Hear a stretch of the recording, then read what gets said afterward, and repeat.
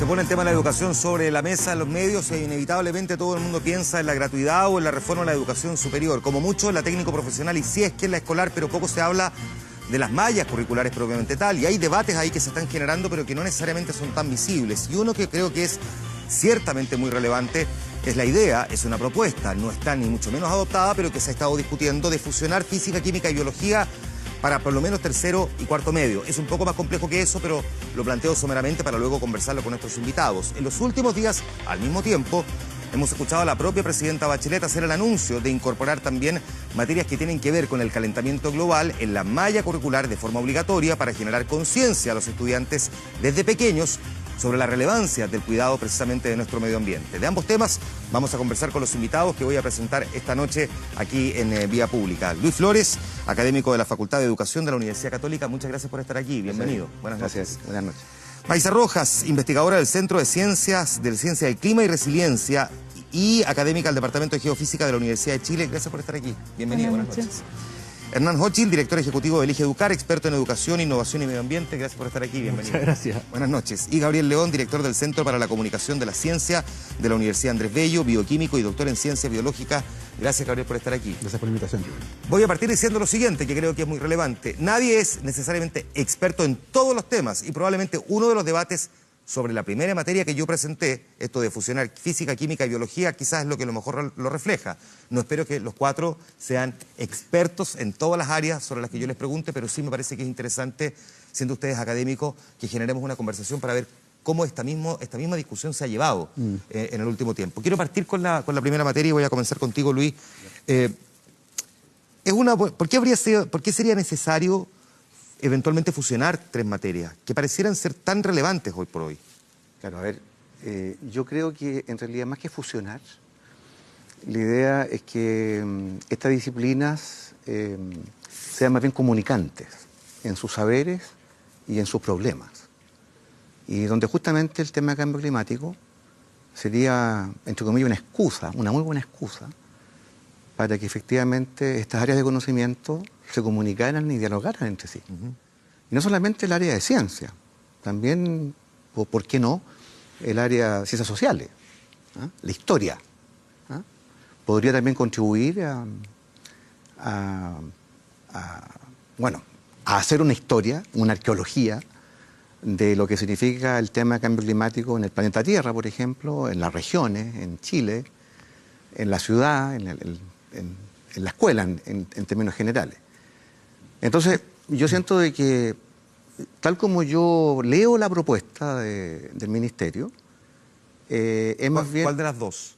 La propuesta sobre en materia de calentamiento global. Claro, calentamiento global, de integrar calentamiento global en la malla curricular, es tomarse en serio, en primer lugar, de que estamos frente a una malla. Y por lo tanto, no solamente, digámoslo así, a una sola línea de trabajo. Nosotros los que estamos aquí en el plató, hemos sido formados en una idea disciplinaria del conocimiento.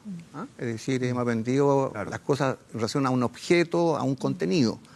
En cambio, me parece que ahora la idea es privilegiar objetivos de aprendizaje, donde en el fondo sea el problema el que decide al contenido y no los contenidos a los problemas. Entonces, de alguna manera, esta reforma curricular es no solamente una reforma del currículum en el sentido racional de la palabra, sino que es también una reforma del pensamiento, es decir, es pensar las cosas, es pensar o repensar el enseñar y el aprender en un mismo circuito, ¿te das cuenta? Que se comunica entre sí. Lo comprendo y me parece interesante entonces cómo uno lo pone en práctica, porque bueno, uno va haciendo camino al andar, esto es, digamos, algo que no se ha hecho antes, probablemente deben haber montones de profesores que por iniciativa propia hayan decidido incorporarlo como parte de su propia enseñanza, pero distinto es cuando ya forma parte de una malla. ¿Qué es lo que en la práctica se enseña cuando estamos hablando de calentamiento global? Podríamos invitar a Donald Trump a este curso. Claro. Déjame reforzar algo que dijo Luis ahí. Yo soy climatóloga, pero de formación originalmente soy física. Así que efectivamente yo también fui formada en un área muy disciplinar, tengo un doctorado en física, súper especializado, y es de alguna manera el modelo de desarrollo y de conocimiento que hemos desarrollado en el mundo occidental los últimos, no sé, 500 años. Y si uno piensa bien, el problema del cambio climático es un problema o es una crisis de desarrollo. Exacto. Uno podría extremar el argumento y decir de que es justamente un elemento muy importante de la crisis que tenemos, es esta súper especialización que hemos llevado y que lleva en los cursos. ¿Cuántos ramos tienen los cabros? 12, 13 ramos. Cada cosa así como por separado, ver las cosas por separado. Y cuando uno estudia cambio climático, y es lo que me ha ocurrido a mí, yo ahora he tenido que aprender de la oceanografía, de los glaciólogos, de la biología, de geología, incluso de psicología. Eso es lo que yo he estado aprendiendo después de haberme especializado. He pasado los últimos 10 años en volver a desespecializarme y entender el problema como un problema complejo. Eso es lo que es. Y si uno piensa, el cambio climático es un ejemplo, pero la mayoría de los problemas que estamos enfrentando son problemas complejos que requieren una manera de pensar distinta. Así que a mí me hace mucho sentido... Perdona, déjame ampliar entonces un poco más la pregunta. ¿Estamos trabajando exactamente en esta escena? Ya nos vamos a ir de vuelta al cambio climático, pero estamos entendiendo que hoy día esta es la forma en que se genera el círculo virtuoso de la educación. Yo creo que es más complejo todavía. Oh, ok. O sea, yo creo que la conversación va a ser compleja, porque obviamente mezclar cambio climático, educación medioambiental y educación es una ensalada que no es fácil de procesar. ¿Y en qué sentido? Es que la verdad para Chile, y esto es lo complejo, la verdad para Chile es que probablemente no importa ni lo uno ni lo otro. En ambos casos no estamos logrando producir procesos de aprendizaje que sean significativos para los estudiantes. Cuando uno mira, por ejemplo, las pruebas de ciencias que pone por delante la OECD, vemos que la gran mayoría del país, incluso sin importar el nivel socioeconómico, no logra los resultados mínimos. Si nos vamos al decil más rico del país, que en teoría tiene todas las condiciones materiales resueltas, no logra los mínimos en ciencia, un grupo importante, de alrededor del 10-20%. Del grupo más pobre del país, del 50% más pobre, estamos hablando del 70%. Y eso se replica en matemática, es un poquito mejor en el área de la lectoescritura, ¿cierto? Pero anda más o menos un tercio de los niños no están logrando los mínimos. Y eso tiene que ver en parte con el cómo estamos entendiendo, ¿cierto?, el proceso de aprendizaje, pero tiene que ver sobre todo con una pregunta fundamental que lamentablemente no estamos trabajando en el país, que es aquella que dice ¿qué es en el fondo lo que hace que un niño aprenda? Y Luis lo ponía un poquito por delante. Probablemente, claro, tú puedes, si quieres, segmentar las disciplinas, y quizás puedes ser exitoso, y tú puedes mezclarlas y quizás también puedes ser exitoso. Y probablemente lo que hace que ambos casos sean exitosos es algo que es comunicante, ¿ya? Y sobre eso es lo que no estamos trabajando. Tú puedes invertir miles de millones de dólares, ¿cierto?, en educación, puedes hacer todas las reformas que quieras, pero si tú no cambias la forma de enseñar, si tú no cambias lo que está viviendo el estudiante dentro de la sala de clase, difícilmente tú vas a tener resultados distintos. Y sobre eso no estamos trabajando. Entonces, estas discusiones... ¿Nadie está trabajando o más bien no hay una coordinación en el trabajo, que es distinto? Porque uno podría imaginar que, no tengo idea, hay ciertos colegios que sí lo están haciendo, que lo vienen haciendo hace mucho rato, que están premiando a otros establecimientos también. En forma sistémica uno podría decir que no estamos trabajando, y estas discusiones, a eso me refiero. Estas discusiones son la dimensión paralela en educación. ¿Y qué es lo que es la dimensión paralela en educación? Es una opinión pública hablando sobre temas, determinando si es que va a sumar 1 o 2 horas en el currículum, si es que va a restar esto o sumar esto otro, y al lado, ¿cierto?, una vivencia del sistema que es compleja, una vivencia del sistema en que más allá de lo que me diga el currículum, yo tengo una experiencia de aprendizaje que no logra ser significativa y que eso va pasando en paralelo. Entonces, yo puedo escribir en el currículum, ahora todos tienen que saber sobre cambio climático, pero eso no necesariamente baja a la escuela. Y sobre eso es lo que no estamos trabajando. Entonces, me parece muy bien, de verdad, me parece muy bien que sea tema, me parece muy bien que estemos discutiendo qué hacemos con la ciencia, porque tenemos un déficit fundamental, qué hacemos con los temas medioambientales y que los trabajemos, pero reducirlo a cuántas horas menos, si los mezclo o si ahora voy a trabajarlo o no voy a trabajarlo, es estar muy lejos de creer que esa va a ser la solución para un proceso que es extremadamente complejo. Te hago parte de la conversación también, Gabriel. ¿Cuál es tu opinión sobre este punto de la conversación, digamos? Yo concuerdo con los otros invitados. Creo que la forma clásica de enseñanza hace rato que nos quedó chica.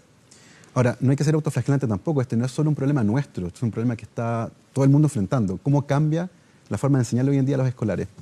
Y Luis decía, por ejemplo, la forma clásica de enseñar ciencia correspondía a estas islitas, ¿cierto?, que eran química, biología, física, que si bien tienen hitos que les son propios a cada disciplina, debajo de eso hay algo que es común, y es la forma que tiene el científico de ver el mundo.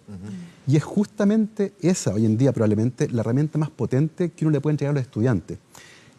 Hace 40 años atrás, si tú querías saber algo sobre los egipcios, por ejemplo, y en tu casa no había enciclopedia, no tenías forma de saberlo. Pero hoy en día, el acceso a Internet ha universalizado el acceso a la información. Información de cualquier tipo. Y por lo tanto, el día de hoy el desafío es darle herramientas a las personas para que puedan por sí mismas diferenciar y desafiar a la información que están leyendo para saber cuándo puede ser cierto y cuándo no. ¿Ya? Antes era mucho más vertical, hoy día exactamente. Es bastante más horizontal, pero en el horizonte uno se puede perder un poco, efectivamente, porque antes la enciclopedia que uno tenía en la casa asumía que era la Biblia, digamos. O sea, incluso si no era tan buena, pero uno sabía que lo que estaba publicado ahí era el conocimiento por lo menos reflejado hasta ese momento. Exactamente. Hoy día... Y hoy en día no es así. Entonces, hablamos un poco antes de entrar al panel, en Estados Unidos, hace unos meses atrás, un tipo leyó una noticia falsa en Internet sobre que, una noticia que era ridícula además, que el Partido Demócrata tenía una red de pedófilos escondida en una pizzería en Washington, y el tipo manejó 6 horas con una pistola y fue a rescatar a los niños. Sí. Entonces era como, ¿cómo es posible que una persona leyó algo, se la creyó y partió a hacer esto? Y eso nos demuestra que el día de hoy... No es la única. Y no es la única, o sea, es un ejemplo... Hay montones de otros. Entonces, Charles Chicken, esta empresa de pollo que decían que le ponían no sé qué cosa al pollo frito para esterilizar a la población afrodescendiente. Entonces, también otro tipo manejó... y eso tiene que ver mucho con lo que conversamos recién. Integrar las disciplinas no es necesariamente malo, siempre y cuando evidentemente se haga bien, pero debajo de eso hay otra idea. Si uno quiere, por ejemplo, que hayan científicos a una sala de clase, que una de las ideas que hay, no va a ir a enseñar ciencia, no te va a ir a enseñar la tabla periódica, no te va a ir a hacer memorizar que hay 64 lunas en Hubble, no. Te va a enseñar cómo él cuestiona a la naturaleza, cómo usa su curiosidad, ¿cierto?, para hacerle preguntas a la naturaleza, recobrar el cariño por las preguntas. Nosotros tenemos un fanatismo por la respuesta. Los niños se convierten en el colegio en máquinas de contestar preguntas, máquinas de respuesta. Y de hecho, pero no saben hacer preguntas. Y creen que hacer preguntas es mal. ¿Cuestionar a la autoridad? No, pues la autoridad no se le cuestiona. Y evidentemente cuestionar a la autoridad es parte fundamental, no solo de la ciencia, de la vida civil. Tenía asociado, sobre todo en los primeros años de vida, que los niños preguntan todo. Bueno, pero que los padres no tienen la respuesta. Eso es lo que se termina reduciendo en el proceso. Entonces déjame tomarlo, el principio de lo que tú decías, Luis, porque aquí creo que es donde empieza a ponerse interesante esta discusión. Tengo la idea, más que la idea, yo hace algunos años trabajé en Educación 2020 y de las cosas que aprendí, que básicamente eran el departamento de estudios, de ver cuáles eran los ejemplos de colegios que efectivamente tenían buenos resultados a pesar de estar en zonas de privadas, más pobres, en fin, o sea, que escapaban a la norma, sistemáticamente siempre yo me encontraba con una misma realidad, que era colegios que, como tú decías al principio, integraban todas las materias y no las presentaban como islas separadas, es decir, tomaban un área temática y eran capaces, voy a poner un ejemplo a lo mejor casi, digamos, tan trivial que puede ser un poco absurdo, pero si había un mundial de fútbol, tomaban el mundial de fútbol. Y en matemática los cabros lo hacían desarrollar estadística a partir de los resultados de los equipos. Si era historia, a partir de las nacionalidades de las distintas selecciones.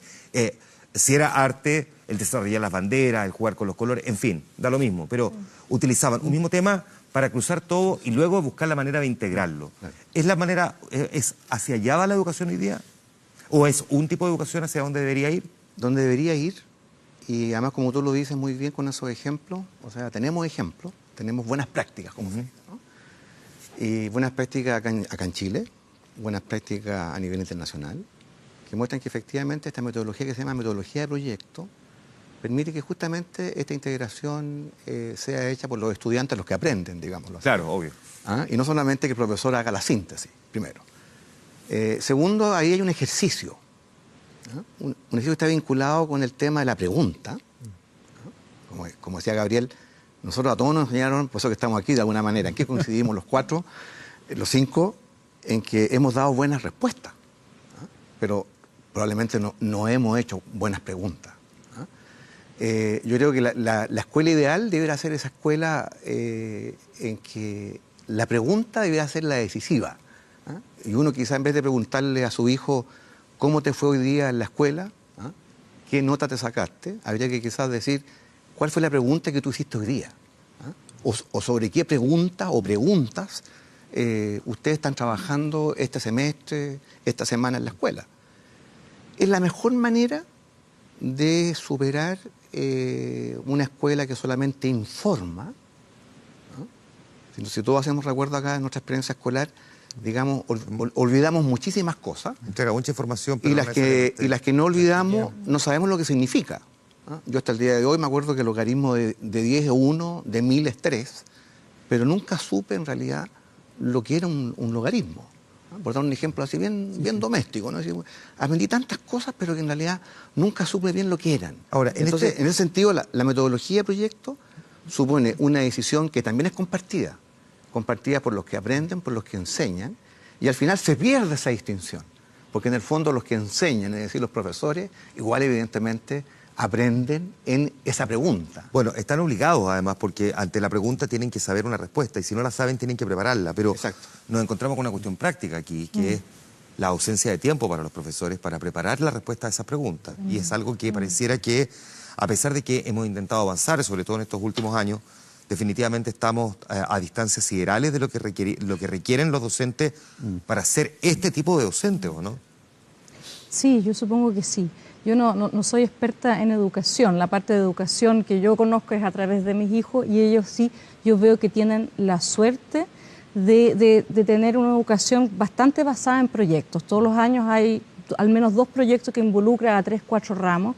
Y yo sé qué significa que los profesores que se tienen que coordinar entre el profe de matemática, de arte y de deporte en el proyecto que decidieron hacer ese año. Estoy pensando en esto. Tú decías hace un rato, yo también he tenido que prepararme y he tenido que ponerme a deconstruir y volver a avanzar. Quería dar un ejemplo ahora, sí, de algo que yo estoy haciendo. Yo hago clases en la Facultad de Ingeniería de la Universidad de Chile. Y históricamente uno tenía 4 ramos en primer año: cálculo, álgebra, física y, no sé, ahora hay computación, química, ¿ok? 4 cosas, cátedra, 100 cabros sentados, profesora, profesor, con pizarra adelante. Y el próximo semestre, que comienza la próxima semana, vamos a intentar un piloto de un curso distinto, un curso proyecto, en primer año. Y te digo, hubo harta resistencia hace unos años atrás de cómo le vamos a dar a estos cabros que primero tienen 18 años, que hagan un proyecto al tiro si todavía no tienen las bases, etc. Y vamos a probar, el próximo año les puedo contar cómo nos fue, pero esta es una segunda iteración de hacer algo práctico, en que ellos tienen que diseñar un prototipo y desarrollarlo, ¿okay? Y el tema global es cambio climático, y en particular el tema va a ser ciudades. Tienen que trabajar sobre ciudades resilientes, decidir algún tema que hacer, pensar la solución, plantearse la pregunta, hacerse la pregunta, ¿cuál es el problema que yo quiero resolver? Y es un desafío. Somos 5 profesores. O sea, es un montón de trabajo. Llevamos todas las vacaciones de invierno juntándonos, pensando la cuestión para allá, para acá. 5 profesores para 20 estudiantes, porque es el piloto. Así que es un esfuerzo importante, que en general no es lo mismo que un profesor para una cátedra para 100 estudiantes. Hernán, en ese desafío, ¿dónde, a ver, cómo decirlo? ¿En qué etapa estamos en la discusión legislativa versus lo que uno pretendería en materia educativa? Porque uno tiene la sensación de que uno transita en avión y el otro va en carreta. Mira, lamentablemente el mundo... Se entiende cuál es cuál, además. Pero lamentablemente el mundo está avanzando infinitamente más rápido Que las legislaciones. que la legislación. Claro. La experiencia y el mundo que están viviendo nuestros niños está avanzando mucho más rápido. Probablemente los adultos dicen que hay que meter la tecnología a la sala de clase, porque es muy importante la tecnología. Lo que hay que hacer hoy día es que los estudiantes sean capaces de vivir un mundo tecnologizado. Es mucho más compleja que llevar un iPad, ¿cierto? Un tablet. O sea, que la experiencia de sala de clases permita vivir un mundo tecnologizado con un sistema que lamentablemente mal entiende el currículum. Entonces el profesor cree que tiene que pasar materia, siendo que la materia probablemente está por todos lados, y se nos olvida de nuevo, la pregunta fundamental, se nos olvida el aprendizaje de los estudiantes. ¿Y qué es lo más interesante cuando uno conecta cambio climático, cierto, medio ambiente con educación? Es que la verdad, cuando uno lo lleva a la sala de clases, es que eso es una oportunidad de aprendizaje muy, muy grande. porque para el estudiante se vuelve muy significativo. Entonces, aprender matemáticas con basura es una realidad. Yo aparte elegí jugar, estoy en otro proyecto social que trabajamos en colegios, se llama Kiklos, estamos trabajando en 65 colegios, haciendo lenguaje, matemática, inglés con basura, para el reciclaje, para la reutilización, para distintas cosas, y uno ve que al estudiante le hace mucho sentido. De eso la legislación está a años luz, no está mirando eso, no está mirando la experiencia de aprendizaje. Y cuando el profesor cierra la puerta de la sala de clase, toda la política pública queda afuera. Más allá de si el currículum dice A o B, el profesor después tiene que producir algún proceso. Y sobre eso estamos muy lejos y no estamos construyendo las condiciones a la pedagogía para que la pedagogía se pueda desenvolver en la sala de clase. O sea, los profesores en Chile tienen muy poco tiempo. Tú lo decías con harta claridad. Si yo tengo muy poco tiempo, difícilmente voy a ser capaz de manejar ese proceso. Pero al mismo tiempo, no es solamente un problema estructural, sino que es un problema pedagógico. La pedagogía es quizás la gran solución que tenemos a muchos de los problemas sociales que estamos viendo. ¿Y cuál es una solución pedagógica para ser súper concreto? Por ejemplo, yo puedo tener muy poco tiempo. Yo puedo tener muy poco tiempo, quizás no tengo en el currículum el tema del cambio climático, entonces digo, no puedo trabajar el tema del cambio climático. Además tengo 45 alumnos por sala y vivo en un espacio de complejidad social en que salgo del colegio, ¿cierto? Y lo que veo es basura. Claro. Entonces yo digo, no, aquí este contexto me supera. Yo sobre esto, ¿qué es lo que hace un proceso pedagógico potente? Te dice, mira, usa la basura para tu ramo, ¿ya? Llévalos afuera quizás al patio, levanten todo eso, resuelvan un problema en el que usen matemáticas, en el que usen comunicación, en el que usen temas. Hazlos trabajar en grupo. Tú no eres el rey del contenido. Tú no manejas todo el contenido. Haz que tu grupo maneje. Lamentablemente, por ley, nosotros no vamos a cambiar la forma de enseñanza. Y eso tiene que ver con lo que están haciendo las facultades de educación, tiene que ver con que la ley ponga el florero en el cual después la flor florece. Y lamentablemente el florero hoy día es un florero fijo que no valora la pedagogía. Y si no la valora, no le da espacio para desarrollarse. ¿De quién aprende el profesor? Si el alumno aprende del profesor, ¿de quién aprende el profesor entonces? Bueno, yo creo que la gran pregunta acá, y que está en el trasfondo de esta discusión, es cómo se implementa este plan, porque la idea es muy buena, yo creo que uno coincide en eso. Claro. Cuando uno piensa en dejar de enseñar matemáticas sola, y dice, ok, enseñemos a entender la matemática y a que usen las aplicaciones de la matemática en la vida cotidiana. Y tú tienes una persona que aprendió matemáticas y además aprendió otra cosa, ¿me cachai? ¿Están nuestros profesores hoy en día entrenados para este tipo de pedagogía que queremos implementar? Luis hablaba recién de los proyectos que van a formar parte del currículum en cuarto medio. ¿Están todos nuestros profesores de colegio hoy en día capacitados para trabajar junto con los alumnos en la elaboración de propuestas tipo proyectos y llevarlos de la mano en ayudarlos a construir preguntas y a que resuelvan esos proyectos? Yo no lo tengo del todo claro. Y probablemente parte importante del peso de este cambio va a ser cómo diablos se implementa, ¿ya? Porque uno puede tener una muy buena idea de algo, por ejemplo, el Transantiago puede que haya sido una muy buena idea, pero se lanzó sin tener vías segregadas, sin tener claridad de qué tipo de bus íbamos a tener, sin tener claridad del recorrido, sin hacer un montón de consideraciones que eran fundamentales antes de largarlo. Y por lo tanto nos hemos pasado 10 años rayando con el Transantiago. Bueno, corremos el riesgo de que acá nos pase algo parecido, implementar una idea que eventualmente puede ser muy buena, no estar preparados para implementarla porque los colegios, por infraestructura, por capacidad, por la forma que tienen de enseñar los profesores, porque se les enseñó a enseñar de esa forma. El sistema le demanda eso finalmente. Bueno, y ese es el punto. El peso va a caer, puede caer sobre los profesores es de lo que más no van a tener herramientas. Que es de lo que más he leído en este último tiempo, porque una de las cosas que más, a propósito de este debate sobre química, física y biología y qué es lo que hacer en tercero y cuarto medio, que además reduce la cantidad de horas, porque esa es la otra cosa que plantea, 2 horas. Insisto, es que hay profesores que dicen, yo no soy experto en las 3 materias, puedo ser experto en una, incluso tener un conocimiento sobre una segunda, pero sobre las 3, para enseñar las 3, no. Como que pareciera que estamos intentando resolver el problema cuando en realidad lo estamos complejizando en lugar de aliviárselo al alumno, que es finalmente, Luis, el objetivo final, ¿no? Claro, pero a ver, yo siento que esta decisión metodológica de un poco lo que decía tú, Hernán, de abrir, la tentativa de abrir el espacio de la escuela, ¿no? Los estudiantes están varias horas al día sentados. Indudablemente ya sabemos eso ya, que no es la mejor manera de aprender y trabajar.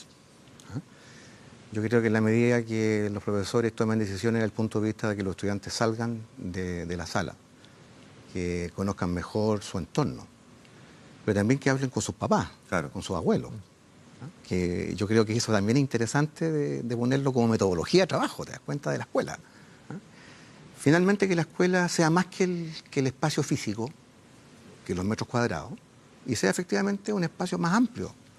Un poco lo que estamos haciendo nosotros acá, es decir, estamos sentados en un espacio de conversación que es mayor al espacio que tenemos aquí en nuestros asientos, ¿te das cuenta? Entonces yo creo que hay un poco ahí que, bueno, atreverse y apostar que ese cambio sí es posible, ¿ya? Hay experiencias acá, en regiones, en Santiago, donde, por ejemplo, hay salas temáticas. Es decir, ya no es el profe que va al tercero o cuarto medio, son los estudiantes los que van a la sala de ciencia. Ese solo cambio genera cuestiones virtuosas que son bien interesantes. Por ejemplo, están los materiales en esa sala. Claro, es como era antes ir al laboratorio de química. Exactamente. La sala de música. Exactamente. ¿No? Entonces, digamos, no hay que hacer más salas, ni necesariamente más laboratorios, sino que... redistribuir. Exactamente. Redistribuir con sentido.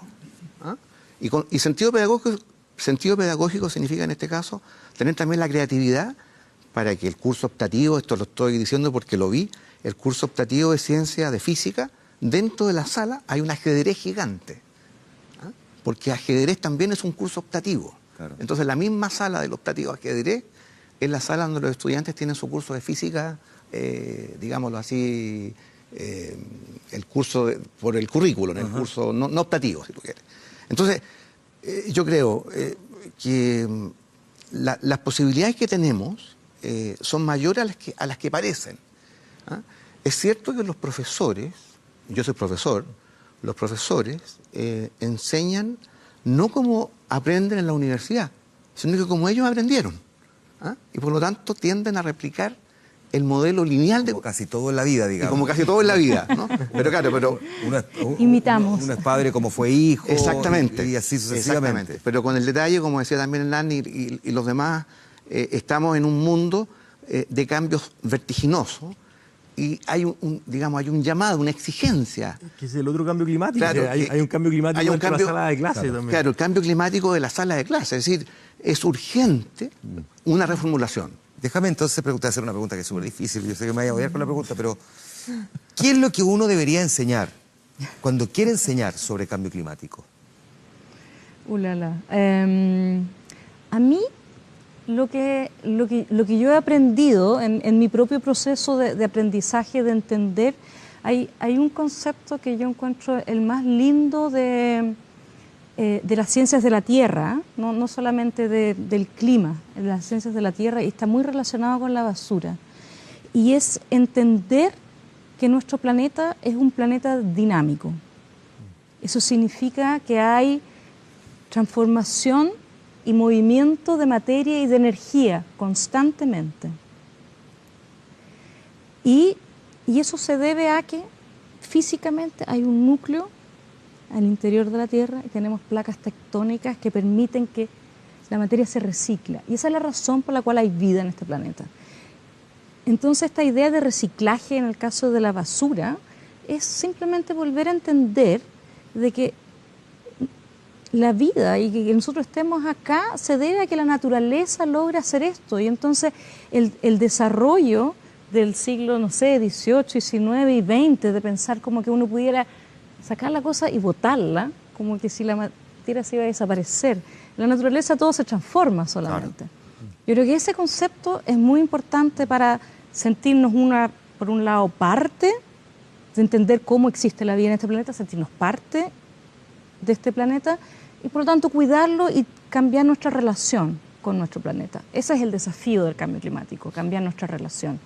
Y para eso cualquier herramienta en el colegio que nos enseñe a vivir estos procesos de manera más sistémica, a través de proyectos, etcétera.